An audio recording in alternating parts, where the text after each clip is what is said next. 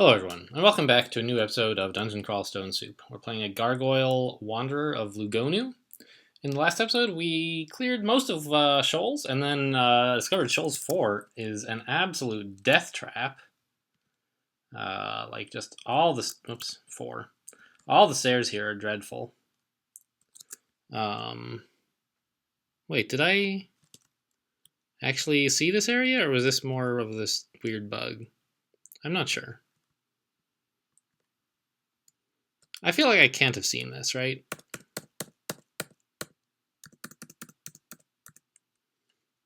Huh. Okay, so, all right. In between episodes, I looked at the footage of the weird map knowledge bug, and it was great. It was much more clear about what was going on than previously, where I had just like, I don't know, sometimes weird things happen. And Pleasing Fungus recognized right away what was wrong. Ooh, that's nice. Which was, I'll show you again real quick. So let's, I don't know, this is sort of a diversion, but let's look at Orc, for example, which is where we first noticed the problem, right? Remember we were sort of looking around at in this area, and then suddenly, like, this whole area got revealed for some reason? It turns out that what was happening was if you look at the map for a floor other than the one that you're on, and you press V to examine a feature, I'm not going to do it now, because now that I know what the bug is, I don't want to intentionally exploit it. You press V to look at a feature, and it at least sometimes will reveal on the current floor the area corresponding to where you're actually standing on your previous floor, on your real floor. So, like, when we looked at this staircase here, we were standing here, I think. Or actually, no, we must have been standing on a different staircase. Probably like this one or something. And the area downstairs corresponding to this staircase is inside this vault. At the same XY coordinates on the different floor. And so that's what happened also on Shoals. If you look at Shoals 4, we noticed that the squares we had seen, like, sort of seen from by magic, were like here and 1, 2, 3, 4, 5, 6, 7. They were here and here, right? So what's the distance between these two tiles that we saw? 1, 2, 3, 4, 5, 6, 7. 1, 2, 3, 4. Okay. Now let's look upstairs. There's an interesting formation right here between these two staircases. 1, 2, 3, 4, 5, 6, 7. 1, 2, 3, 4. So those stairs got revealed because while we were standing on these staircases, we looked downstairs and pressed V someplace.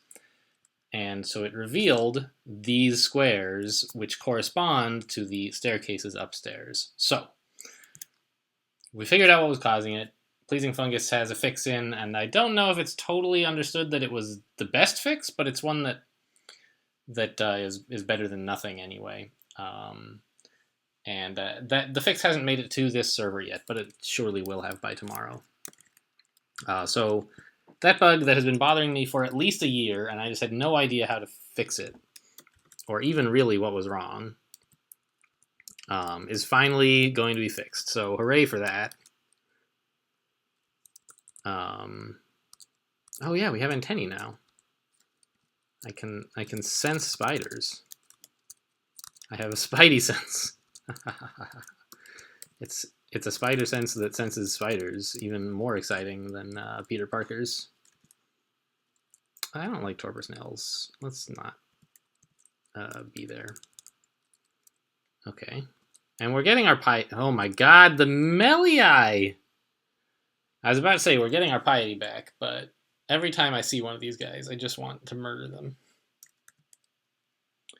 But I'm going to try to save the piety by stepping around this corner. Oh, you sneaky bugger. You couldn't just come down here. You had to go up there to get a better shot at me. All right.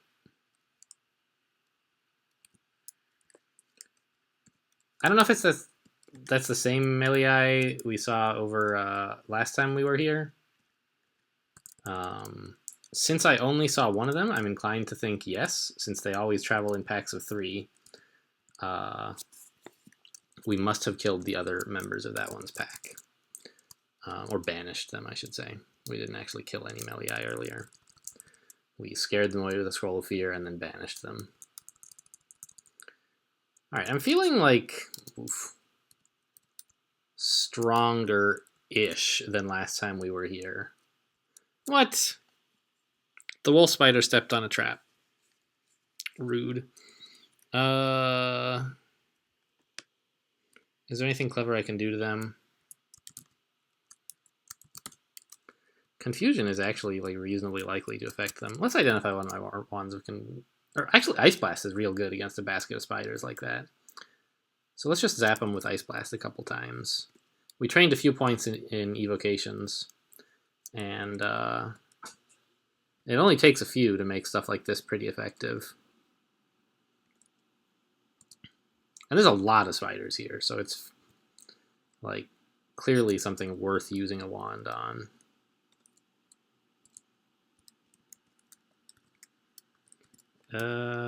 Yeah, we could use one more, maybe.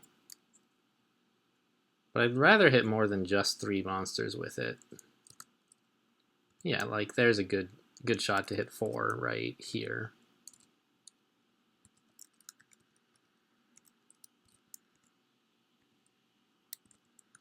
And I'm trying to prioritize which ones to attack as the ones who are most damaged.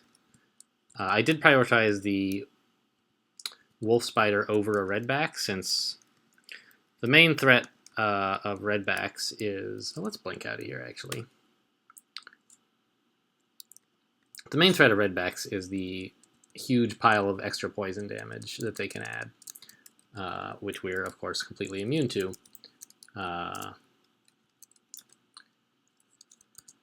Whereas wolf spiders do actual physical damage. I mean, you know, redbacks do a noticeable amount of physical damage also, but their main threat is poison, whereas the main threat of wolf spiders is physical damage. So I prioritize killing the ones who use an attack that is relevant to us. Alright, wolf spider. Not wolf spider, orb spider. You're coming with me. You're being detained. Ugh. Got him. We still don't want to get too overconfident in here, because there's... Oh, ring of intelligence? No, no thanks. Book of the Warp, huh? No. We can't learn any high level. Yeah, we could banish that guy, maybe. We can't really learn any particularly high level spells.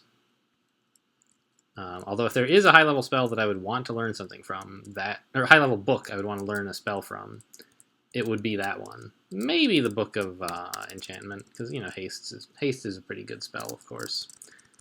But, actually, what is even in the Book of the Warp these days? Like, Force Lance is good, Dispersal is good. I can't believe Dispersal is only level 6, actually. Has it always been level 6? I think it was level 7 for a while. Level 6 is, like, less ambitious than I thought. Still, like, out of our reach for a long, long time, and probably the whole game. But, something I should think more about on characters who are capable of diversifying into more high-level spells, because I still think of Dispersal as like a book out of the Akashic Record, inaccessible to all but the most powerful of translocation magicians. Ooh, well, I already have one to teleport, I guess, but another one is always nice, I suppose. Oh yeah, let me read this on my cloak. What was I saying? Oh, right. But at just level 6, Dispersal is something that we could actually pick up on, like, a number of realistic characters. You can, like, a Conjurer gets at least level 6 spells every game, not necessarily any higher. And, you know, if you're doing that, it's not too much work to pick up another school at level 6. Brand weapon. Yes, please. I'll take it.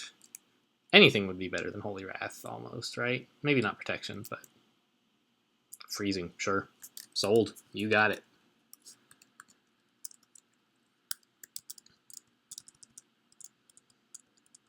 What am I doing? Let's get back here. This is a much better spot. Wow, and then I just one-shot each of them. I was immediately rewarded for my better position by something that was completely not correlated at all with my better positioning. Just a coincidence.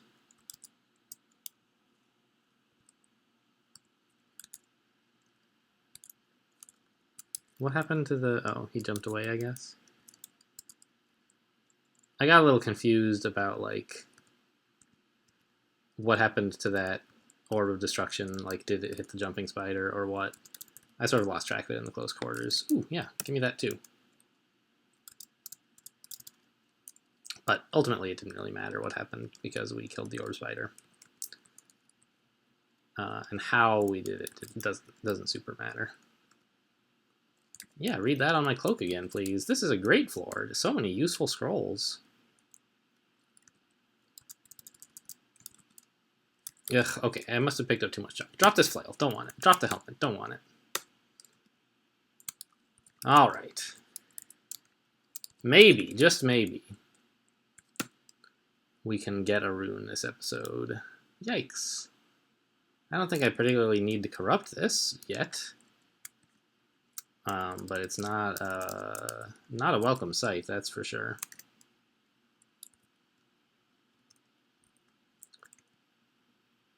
Actually, maybe I'll show you guys just for fun. Oh, I don't have Wiz mode here, so it's a little harder. But I was thinking of showing you, like,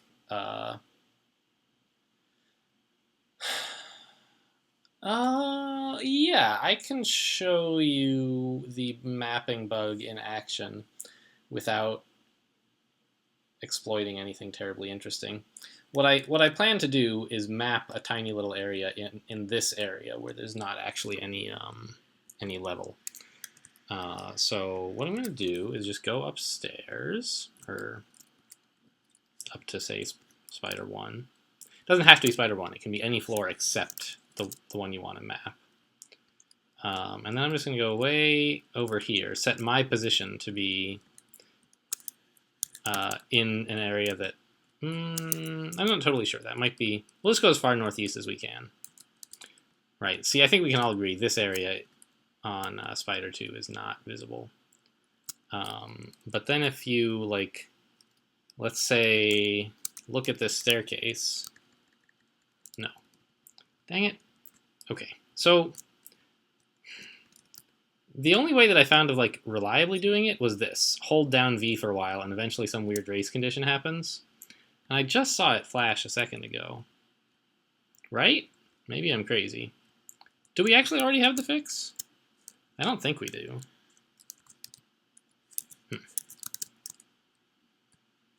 Oh, there it is. You have to close the map and reopen it sometimes. So here is a square that corresponds to where we're standing upstairs that we revealed by, like, this map hack trick.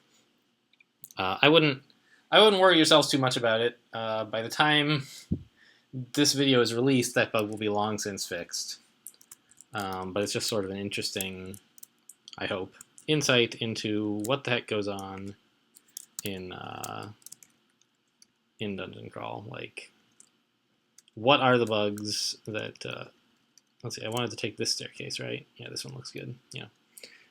What kind of ridiculous things end up happening that software developers have to find and fix? And that's an example. Like, two things that don't seem like they should be at all related, where I'm standing upstairs and, like, looking downstairs on the map. They shouldn't really be related at all, but... Oh, hello, it's 2GrW. But as it happens, like, just by accident, they are. This guy I don't like very much. Maybe we can just tab him? He's not resistant to cold, even. I think we can probably just tab him. Oh, he can't follow me upstairs. What am I even thinking? I thought he was going to follow me. All right, let's pull the wolf spider then. And then we'll go downstairs and fight the ghost. And if fighting the ghost goes badly, of course, we can just go upstairs. Wish I had Holy Wrath now, huh? Alright, let's go upstairs. That didn't go as well as I would have liked.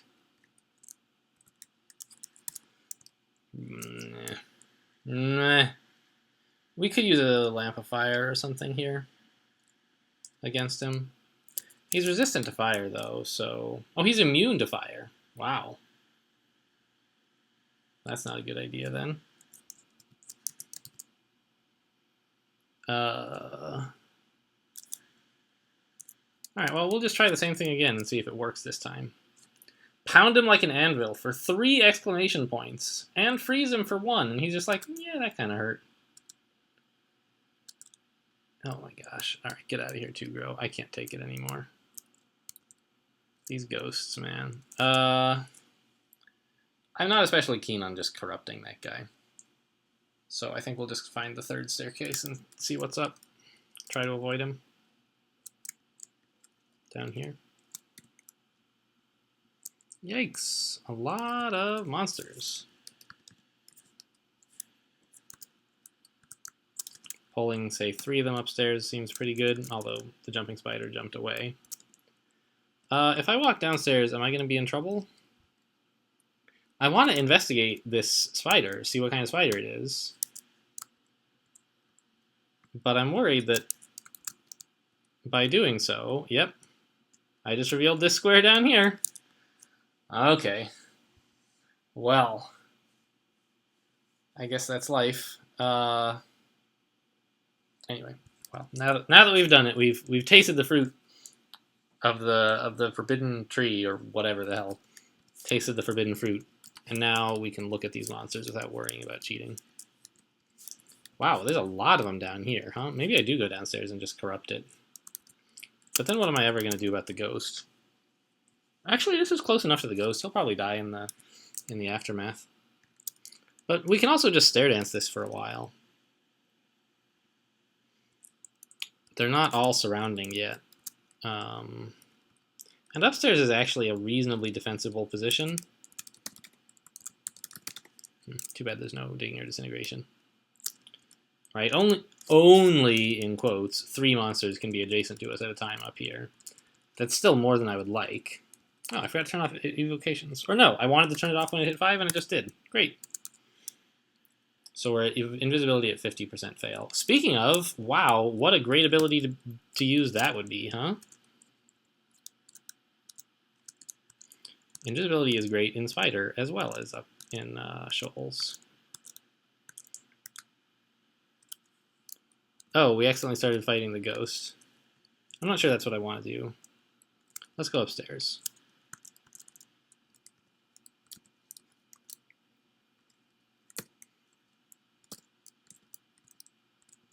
I don't mind. I'll fail to use my ability as many times as it takes.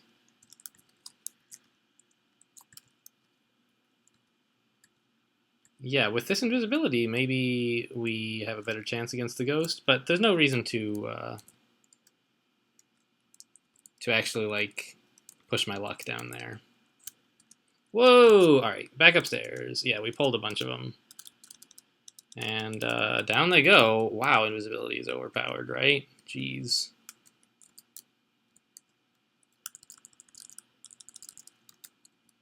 Yeah, let me out of the web. Here we go. Alright. Invisible again. We did it. There goes the Tarantella. Taking out the jumping spider will be nice. Yeah, or spider's good too.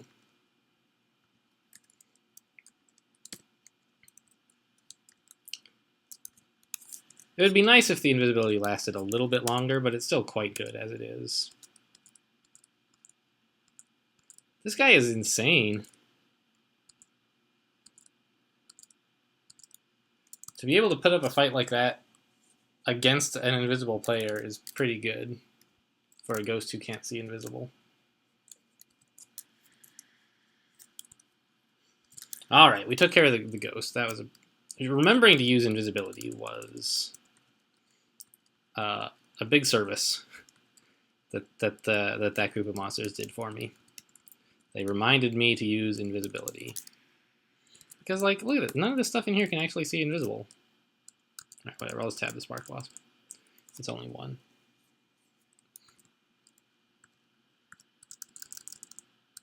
And then I can just, like, I can fight any number of wolf spiders by being invisible.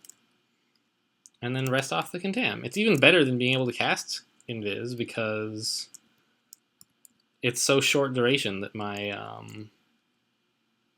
my contam doesn't pile up too badly. I don't know. It's probably an overstatement to say that it's better than being able to cast invis, but it's pretty good. Anything I should identify here? Maybe confusion. Have I already done that? I haven't. I should. We have paralysis already, actually. But let's go ahead and hit up a confusion.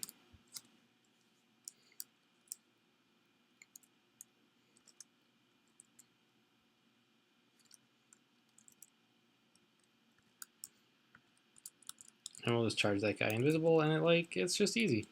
Thanks, dude.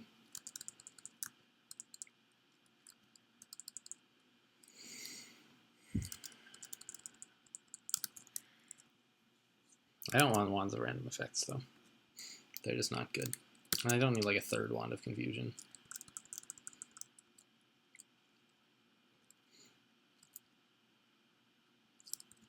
Where did the Spark Wasp go? He's, southwest of me. Or east-southeast, I suppose.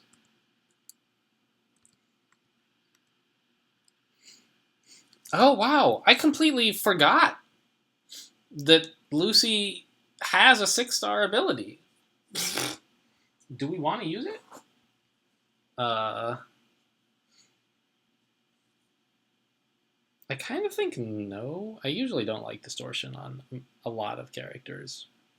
It's good for, like, mages who would rather just get monsters out of the way, or stealth characters especially. The nice thing about it for Lugonu is that you can still freely swap to non-distortion weapons. So you can, like, have a secondary weapon that's distortion branded to, like, blink monsters away if you need to get them out of there. So I might well use this ability, but I won't use it on my current weapon.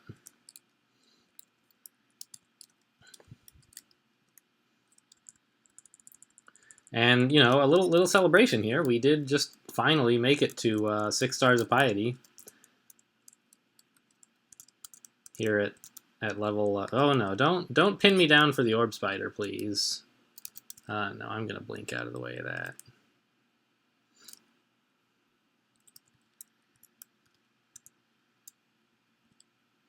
Yeah, still blinking away. Still blinking away. All right, there we go. It should slam into a wall now, right? Yeah.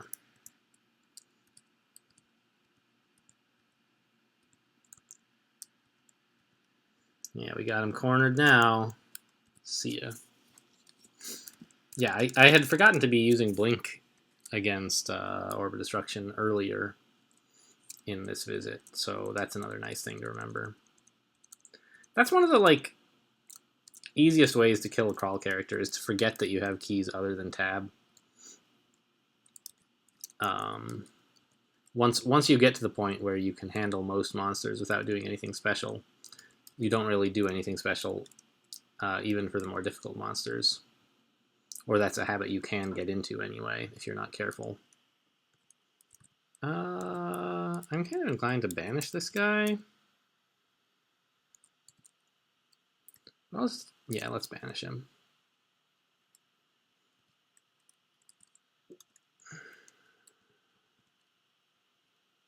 Anyway, the examples just now of me doing that thing, you know, forgetting I can do anything but tab, was I forgot to blink against orbs of destruction. I forgot to go invisible.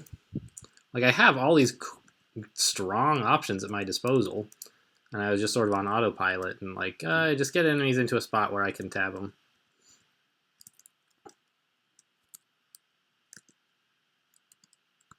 And, you know, there's some tactics involved in getting enemies to a spot where you can tab them.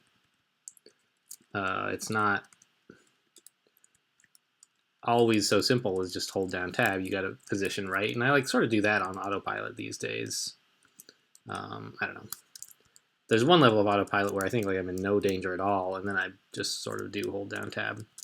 But a lot of the time, like right now, I'm not really thinking much at all about this combat. I just saw, because I'm busy talking to you guys, right?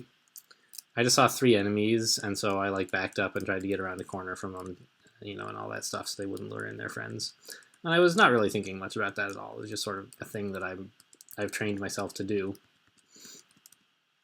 So some of that I can do on autopilot, but remembering to use, in particular, abilities that I don't get every game, like ability like Lugonu's Blink, I've got to be thinking somewhat carefully, or else have gotten into a strong habit in the current game of using them correctly.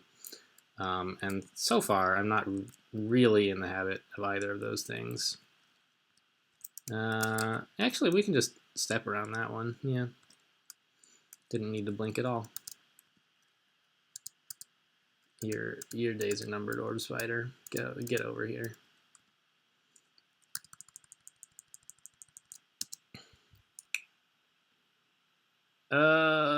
Why do I have Dex? Oh, because of that mutation. Yeah. Let's take a little more strength. And also what? I think armor is probably doing fine now. Let's turn it down and pick up more invocations so that we can enter the abyss more safely.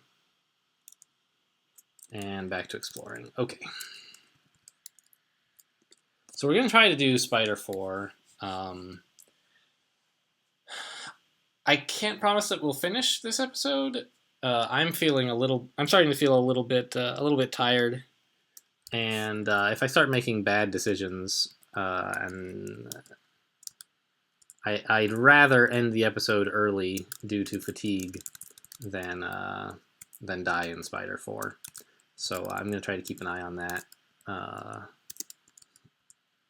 Make sure that I'm still playing well, and if I'm not, we're gonna cut the episode. Now, you know, I could, if I wanted to,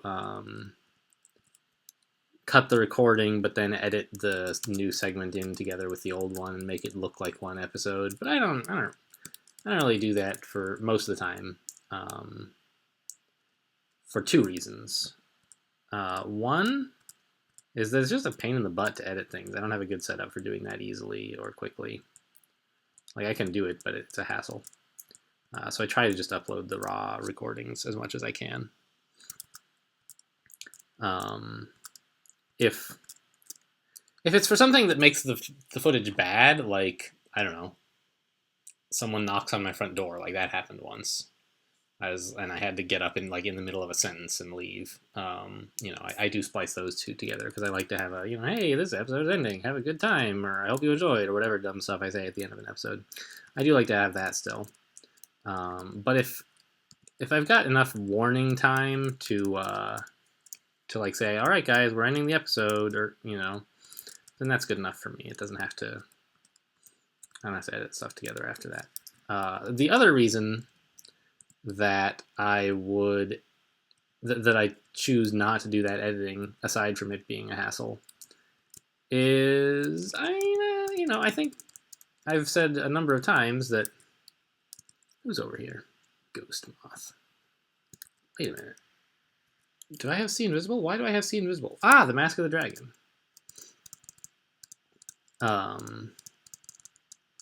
Is that I like these playthroughs to be...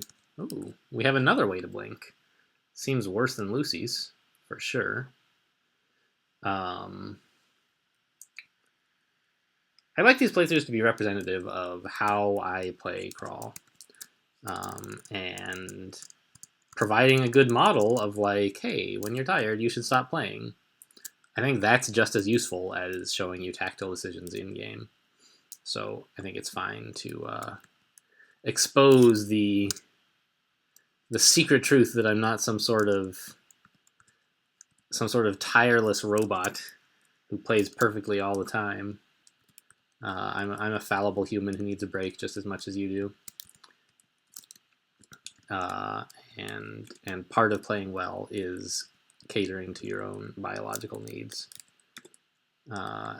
making sure that they don't get in the way of being that pure rational being that you wish you could be in the Crawl universe, at least. Right? I guess it's sort of another way to think of it is, maybe this is just getting into philosophy for no particular reason. I don't know what happened to that spider who was over there. He just sort of like walked away. Just because I, the player, am tired doesn't mean that my character should be tired, right? Maintaining a separation between those two things. I might make, and there already is a pretty big separation in a way, because when you as the player, I'll just banish this guy, we're doing pretty well on piety. When you as the player stop to think for, say there's a difficult decision, what do I do about this monster that surrounded me or whatever, like when we had that Cyclops on Dungeon 6, I spent a lot of time thinking about how to deal with him. And during all that time, from the character's point of view, time was frozen in a sense, right? He's making all the, if you imagine yourself in the game universe, right? This gargoyle is making these decisions at light speed. He's just got reflexes of steel. He's always running as fast as possible, and he's still making good tactical and strategic decisions. So in a way, the ideal of dungeon crawl is that your character is a perfectly rational being, right? Like you, oh geez, water. Oh, I can fly. It's not that bad. But I think this is the tomb flavored ending. Should be interesting. There's already some ways in which your character is supposed to be, or sort of seems really smarter than you are as the player, right? Oh no, this isn't the tomb ending. Maybe it is. I don't know. Anyway, he can make these decisions. The decisions that take you 5 minutes of hemming and hawing, your character, he or she, of course. For me, it's he. But if you're, if your character is a she, that's great, sure. But at the moment, I'm talking about mine. Anyway, makes these decisions instantly. So in a way, the character is smarter than you are, and you shouldn't let your own weaknesses reflect on the character as weaknesses by letting your own need for sleep or food or whatever interfere with the character's ideal, perfectly rational being thought process. Boy, that might be the longest I've spent on some weird, silly philosophical point in one of these episodes. I don't know. Maybe I just do it more than I realize. But I don't know. It just had occurred. It just recently occurred to me that hey, the character is smarter than you are as the player, and it's good to keep, in some ways, to keep empathy for your player, right? Your character, so that when you are in danger as the character, you the player are like, oh no, and your adrenaline's going, and well, I don't know about adrenaline actually. You still want to be thinking clearly, but you want to at least recognize that you're in danger and you need to think about things. But you don't want to let that get too far, because you don't want adrenaline to let your character make a bad decision just because you, the player, evolution bred you to run away from cheetahs or whatever. Stuff that is not really a good adaptation to playing crawl is, stuff like the fight or flight response is not really great for playing video games. At least not turn-based video games where you have the luxury of analysis.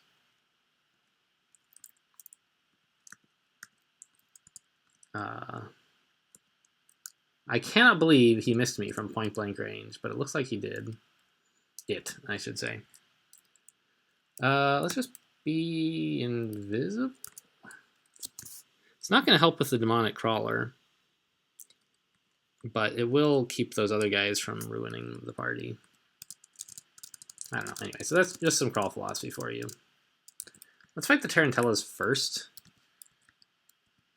I don't want them ruining the party by confusing me. Anyway, there you go. That's my crawl philosophy lesson of the day, is like, you are not your character, but sometimes you kind of are, and you should... It's useful to manage, like, sometimes feel more like your character, sometimes feel less. That's sort of your job as the player, is to manage how in character you are at any given time versus, like, being out of character as someone who's trying to... who's got resources the character doesn't have in terms of like time to think and so on. Get out of here, orb spider. I wish I could see the number of orb spiders I've banished, or the number of, actually what would be cool is just and actually maybe we can check that. Maybe we can check like how many monsters of each type have I banished. Maybe that's a thing in the morgue. What do you guys think? In one of the vanquished creatures sections. Vanquished creatures, so that's actual things we've killed. Vanquished creatures others, so this is stuff mostly killed by monsters from Corrupt. And no, it doesn't. It doesn't say. But we've used Banish 80 times. I looked at some morgue files of some other players who have won Lugonu games recently.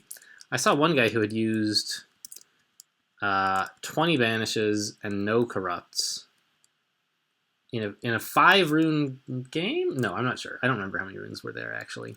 And I was like, wow, that guy was severely underusing an amazing god. I felt bad about it. Let's be invisible. Yeah, that should help a lot.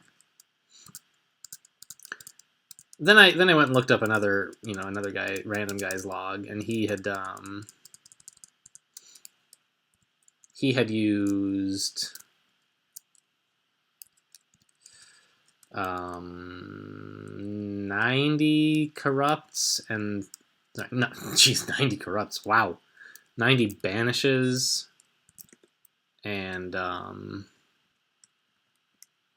don't remember exactly how many corrupts. It was like 20 or something, 18 maybe, in a 5-rune game. And I was like, wow, it's good. That guy he sure made use of Lugonu's abilities. I would not be surprised if I use fewer corrupts than that in my game. And I think of myself as someone who uses god abilities pretty freely. Which is why we were struggling with piety for so long. Now we seem to have finally caught up in terms of the piety resource management game. There's still plenty of time for us to run out of piety if I start overusing. Well, not overusing, but if I start using it more again. Anyway, so I think of myself as someone who uses god abilities somewhat freely, and this guy used more corrupts than I think I'm likely to use in my game. So I was like, good for you, man. Corrupt the heck out of the dungeon. I suspect we'll have used more banishes than he did, but whatever, who cares? I think the number of banishes that he used was reasonable, and the number I used was reasonable. But using like 20 in a single game seems way low. You should use more banishes than that, I think, on almost any game. Like, there should be more than 20 monsters that you're afraid of enough to banish. Gosh, invisibility is amazing. We just made... I forget sometimes, too, that ghost moths can't see invisible. Because they are invisible, you'd think they can. But that was, like, 4 quite dangerous monsters, right? The 2 ghost moths and the 2 emperor scorpions. But just going invisible, like, enabled us to tab them with no other concerns. Like, that was basically what was guarding the rune, I think, right? All right, now guarding some potions of ambrosia as it happens, but I think it's symmetrical with. Oh, that's right. The rune is out here on the west. So it's similar. All right, lured that ghost moth away from whoever else might be nearby. Likewise with the Moth of Wrath now. Let's try to get him caught in a web, actually. Didn't work. Oh well. There's the rune. Great. We got it. Let's clean up the rest of Spider 4 and then be on our way. This is like actually one of the times when it's right after you've picked up a rune is a really dangerous time, because you just auto-explore and you feel like, yeah, I did the hard part. Nothing else on this level can be a threat at all. But that's a serious overstatement. There can be plenty of threats still. So, you know, just when you're playing and you've gotten a rune, be careful. I was not particularly careful there, but I have a reasonably good autopilot sense of like when things are going badly, and they weren't, so it was okay to tab. Would have been better not to, but you know, like I said, I'm tired. So that's the end of this episode. Let's look at our new rune. Very nice. It's sort of a yellowish brown, I guess. Anyway, thanks for watching. Hope you guys enjoyed, and I'll see you next time.